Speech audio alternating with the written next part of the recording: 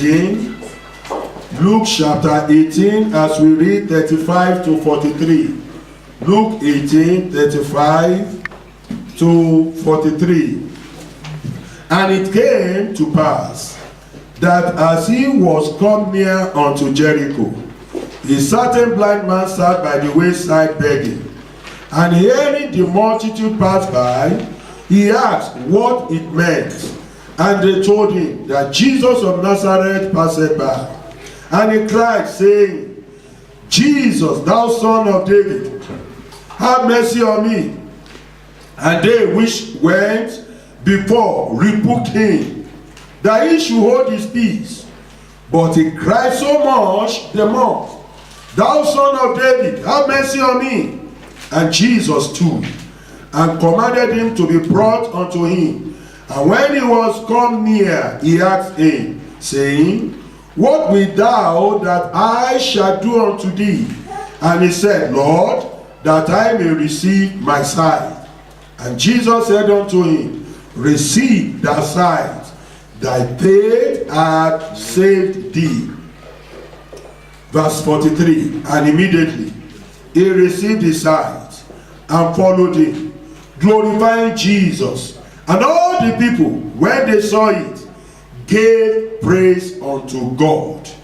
I pray that the Lord will repeat this miracle in the life of someone hearing me right now. Amen. Someone will be visited by the Lord. Amen. In such a way that all the people will rejoice with you. Amen. In the name of Jesus. Amen. If you are that person, your amen will show for it. Amen. The mercy of his presence. That's the title of today's message. The mercy of his presence. You see, if we read from verse 31 to 34, we will see there that Jesus was on his way to Jerusalem. This trip was going to lead to his arrest and death on the cross. It was a trying and troubled time for Jesus. When he called his disciples and he was telling them, as I'm going to Jerusalem, I will be arrested and I will be killed. It was a trying period. But in this trying period, one man now began to cry unto the one that was going through trouble and said, Have mercy on me. Have mercy on me. He was only blind. He was not going to be beaten. He was not being beaten. He was not being attacked. He was not being killed. His own situation was better than the situation of Jesus. Jesus didn't commit any crime, and yet he would be arrested, he would be killed. And here was a man whose situation was better than the situation of Jesus, and was crying unto Jesus, Jesus, son of David, have mercy on me. And in that situation, Jesus still showed him mercy. How much more now that Jesus is not in agony? Jesus is not in sorrow. That is why I am believing God. He will show you mercy today. Amen. I say he will show you mercy today. Amen. You will enjoy the mercy of the Lord today in the name of Jesus. Amen. You see, I just want to mention some things that happen, some things that the mercy of God can do in your life. Some things that the mercy of God can do in your life. Verse 40. Maybe before verse 40. Mercy of the Lord can change your profession. That the profession of this blind man was what? Begging. But he cried unto Jesus, Jesus, son of David, have mercy on me. And by the time he received mercy of the Lord, his profession changed. His job changed. He was no longer a beggar. He now had another profession that has dignity and honor. I prophesy into your life. If the job you are doing now, the work you are doing now, lacks honor and dignity, the mercy of the Lord will change your job. Amen. The mercy of the Lord will change your work. Amen. He will give you a work with dignity and honor. Amen. In the name of Jesus Christ. Amen. And then thereafter, in verse 40, Bible says, and Jesus stood and commanded. When you enjoy the mercy of the Lord, it will make the mercy will make God to stand still to attend to you. Mercy of the Lord will make the Lord to stand still and attend unto you. Psalm 102 and verse 13.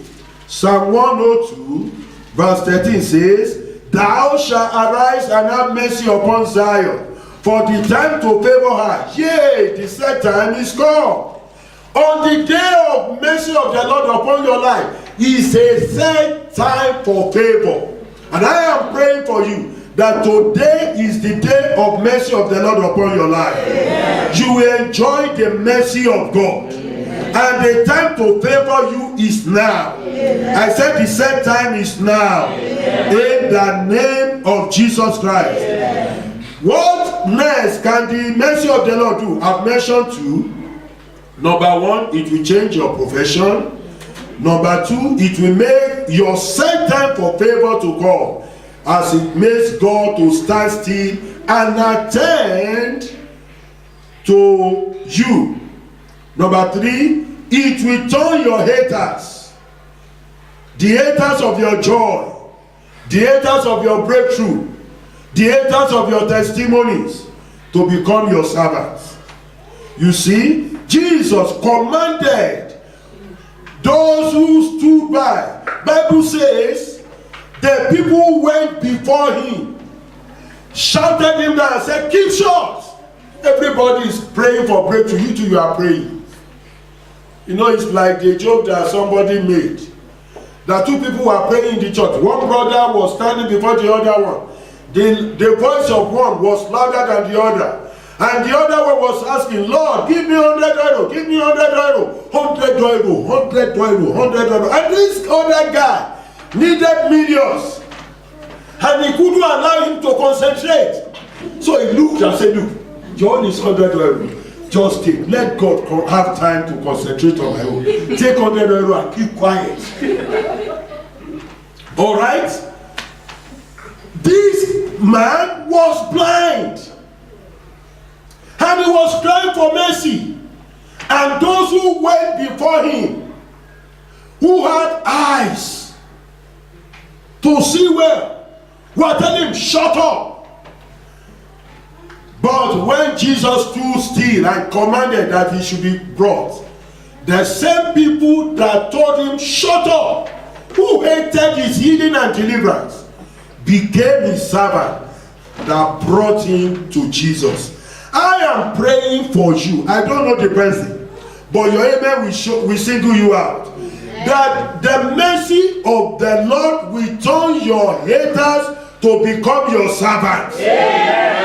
In the name of Jesus Christ. Amen. Bible says, they that went before him. Sometimes people that are higher than us don't want us to catch up with them. People who already have testimonies and joy, they don't want us to have. Some people prefer that we keep on looking up unto them for help. They prefer pitying us. That, Pele, take this one. I just bought this one for you to take care of you. And you are saying, I'm believing God to give me an estate. Not just an apartment or a building, but an estate. They say, forget estates. Just take this one.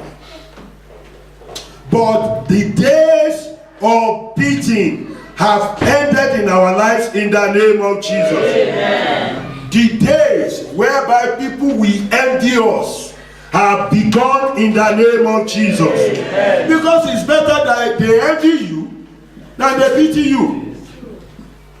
Psalm 129 verse 5. Psalm 129 verse number 5. Let's see what it says. Psalm 129 verse 5. It says, let them all be confounded and turn back that hate Zion. And we know the church is Zion. And we are the church. Say with me, Father, in the name of Jesus, let them all be confounded and turn back that my joy, those that hate my promotion, those that hate my prosperity, all the haters of my breakthrough, let them be confounded, let them be turned back in the name of Jesus. Amen. What's the next thing that mercy of God will make happen in your life? Verse 41, saying, what wilt thou that I shall do unto thee? The mercy of God will deliver in your hand blank check from the Lord. The mercy of the Lord will do what? Will give you blank check. Because God understands all things. He knows that some people hate your breakthrough. But if you will remain godly, you know, this blind man remained godly. He controlled his emotion. When he was crying, Jesus, Son of David, have mercy on me, and they said, shut up. And not one person said, shut up. Multitude of people said, shut up. But he remained godly. He would have said, God will trouble all of you. As I am blind now, may God also strike you up with blindness. I am blind, I'm crying for help. You are saying that you God shut up. God of thunder. And that is how Jesus would have passed him by. You see, the devil can only succeed in robbing a man of his blessing through his character and behavior. Bible says we should be aware of his wives in Ephesians chapter 6. For that we should stand against the wives of the devil, not against his power, because he doesn't have power. All he has are tricks. So this man remained godly. So when he just kept on talking to the Lord, neglecting the haters around. So mercy of the Lord will deliver into your hands blank check. And you see, one of the blank checks, one of them is found in John 14:14, where Jesus said, if ye ask anything in my name, I will do it. May this become reality and testimony of somebody here. In the name of Jesus. Verse 42. What next will the mercy of the Lord deliver into your hand? It will make you to receive answer to prayers speedily. When you enjoy, when you receive the mercy of the Lord, it will deliver into your hand instant answers to prayer. Jesus said in verse 41, what do you want me to do for you? Then he said, Lord, that I may receive my sight. And on the same spot, the same hour, the same minute, Jesus said unto him, receive your sight. I pray, may you enjoy the mercy of God today. And may the mercy of the Lord never depart from you. In the name of Jesus. What else will the mercy of the Lord deliver unto your hand? Verse 42 again. It will make your faith to fail. It will not make your faith to become fake. Sometimes our faith fails. Sometimes we claim that we are faking it. We have faith, whereas we are faking it. But when you enjoy the mercy of the Lord, because the mercy of the Lord makes room for favor. You remember that's Psalm 102 verse 13. The time to have mercy for him has come, and then it leads to favor. So when you enjoy the mercy of the Lord, your faith won't fail. You know why? God is going to put his will in your heart and the ability to do it. He will put the will and the ability to do it. He will stir up unfailing faith in you. Philippians 2 verse 13 says, for it is God which worketh in you both to will and to do his good pleasure. When you enjoy the favor of God and the mercy of the Lord, He will help your faith not to fail, and your faith not to be a fake one. I pray, if your faith has been failing until now, from this minute your faith will never fail. Amen. If situations in your life have been proving your faith to be fake, from this minute your faith will never become fake again. Amen. In the name of Jesus Christ. Amen. What else will the mercy of the Lord deliver into your hand? It will make your story end with testimonies. This man was blind, was praying again and again, and he had satanic attacks telling him, stop fasting. You have been fasting over this problem for long. Why must you fast again? Stop fasting. Stop praying. This is what represents the crowd. Don't expect people around you to tell you not to shout unto the Lord. There will be a thought that the devil is firing into your heart. You have been praying over this matter for 1 year, for 2 years, for 5 years. Forget it. Stop praying over it. Stop fasting. Let God do whatever He wants to do. The voice will be presenting God as your enemy, as the enemy that you are. But on the day of mercy, all the satanic attacks against this blind man turn to testimonies. So I am praying that the story of your life will end with testimonies. Amen. That situation you are going through will produce testimonies. Amen. And those that have looked at you that nothing good can come out of your life, they will be disappointed. Amen. They will be ashamed. Amen. They will soon join you to celebrate. Amen. They will soon look up unto you for help. Amen. In the name of Jesus. Amen. What else will the mercy of the Lord deliver into your hand? It will make your haters to join you to praise God. Amen. You see verse 43, it says, and immediately, somebody shout, and immediately. And immediately. He received his sight and followed him, glorifying God. And all the people, somebody shout, all the people. All the people. When they saw it, gave praise unto God, including people that said, shut up.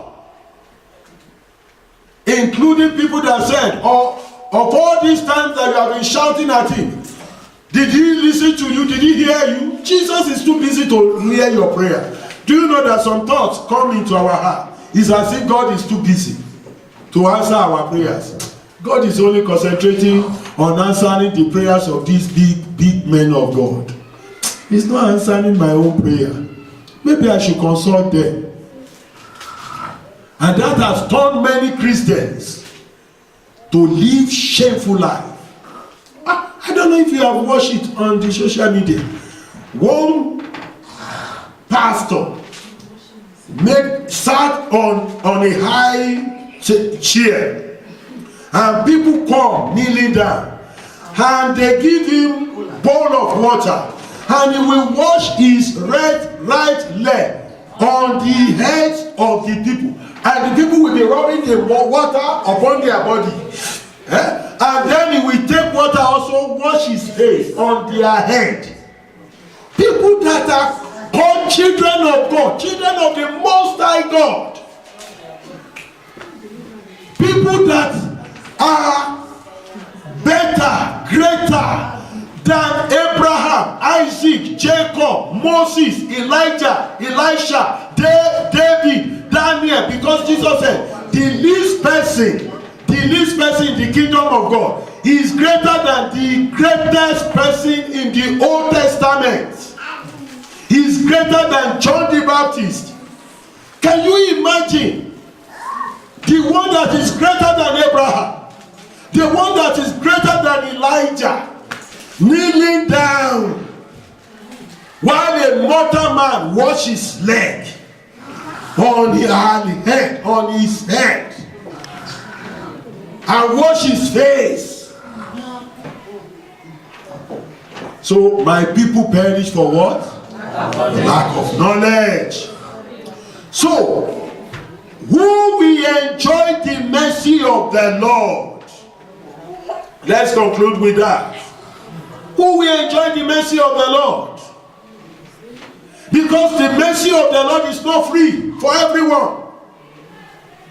Number one, the one that will cry unto him.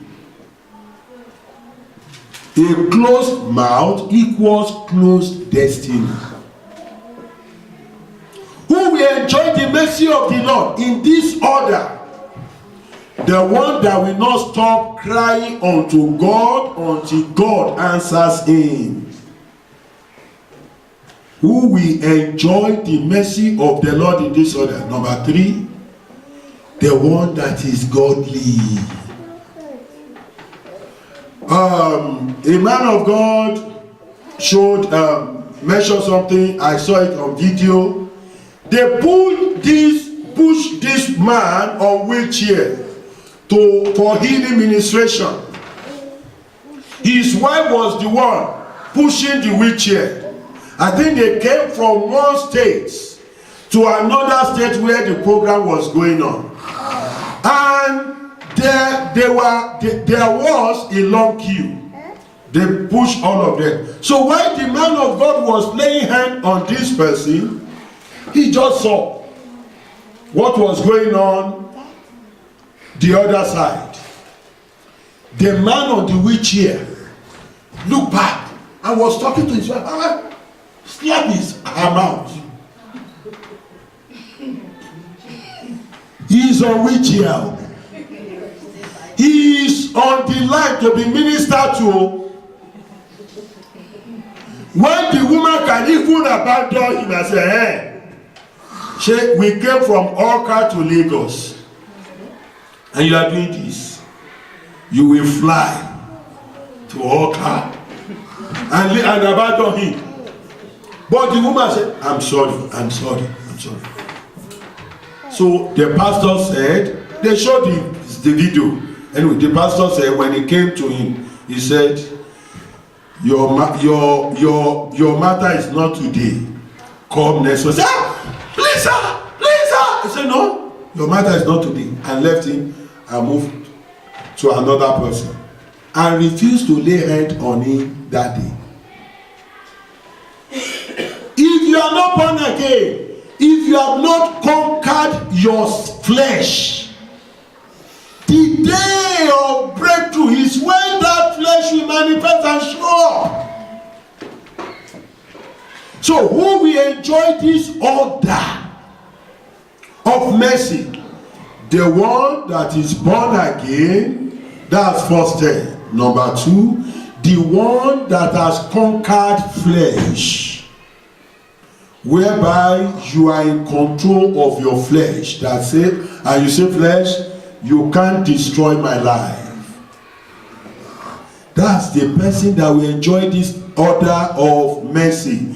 Who will enjoy this order of mercy? Number four, the one after receiving this order, this blessing of mercy, we follow the Lord.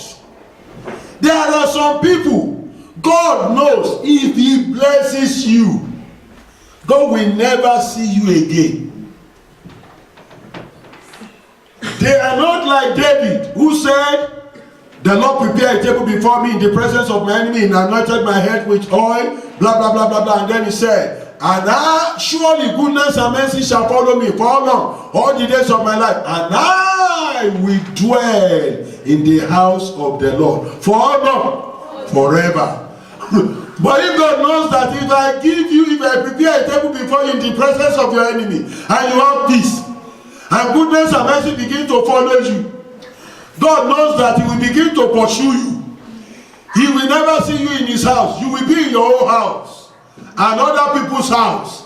You will become chairman of a lot of launching program on Saturday, so that on Sunday you are tired, you can't come to church. You will only become somebody donating money. When pastor visits you and say, we didn't see you, pastor, I'm very busy. I traveled to Dubai to New York City and to London and to Madrid, Spain.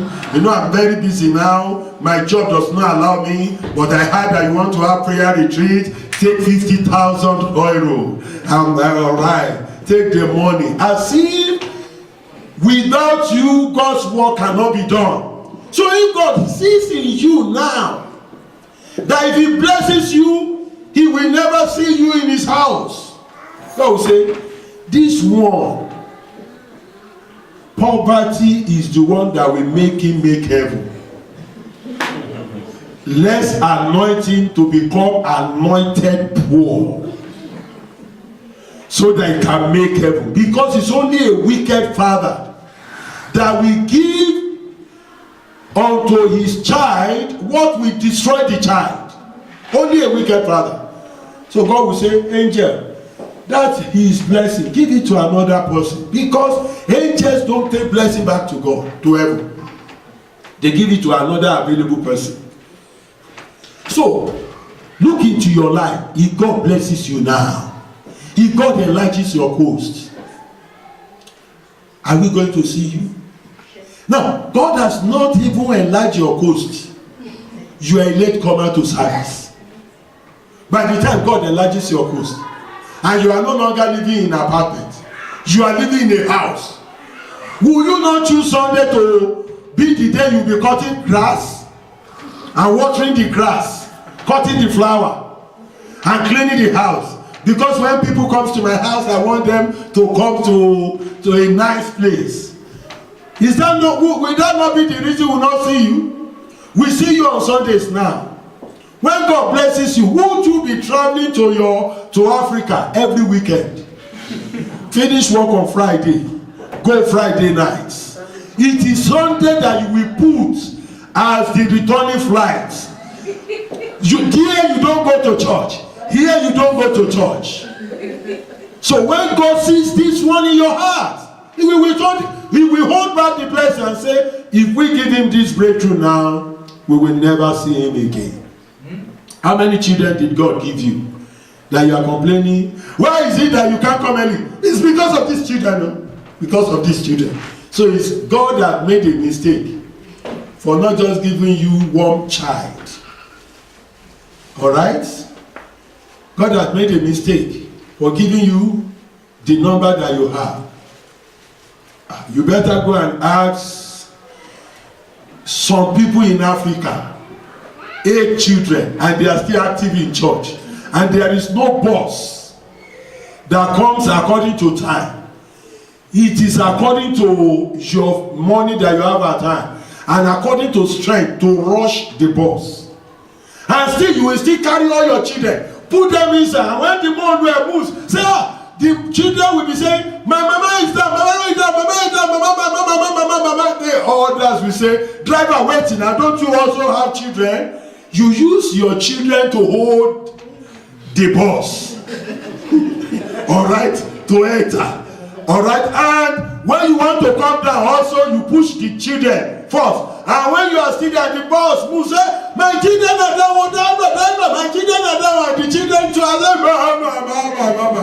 You use your children as security. But you are here now, boss will come at the right time. And you can't still be effective in the house of the Lord. And you won't go, you say, God, enlarge my coast. God say, which coast? Even the small one I gave you, can you manage it? God has no problem in blessing us. But God has to look, if I bless this person, will the blessing make him worse in life or better? That was why the man called Agag, or so Agag, said in Proverbs 31, he knew Lemuel. He knew his shortcomings. So he said, God, don't give me wealth and don't give me poverty. That's a bad life. Not wealthy, not poor. Life of managing. But he told us the reason. He said, if I have too much, I may say there is no God. So God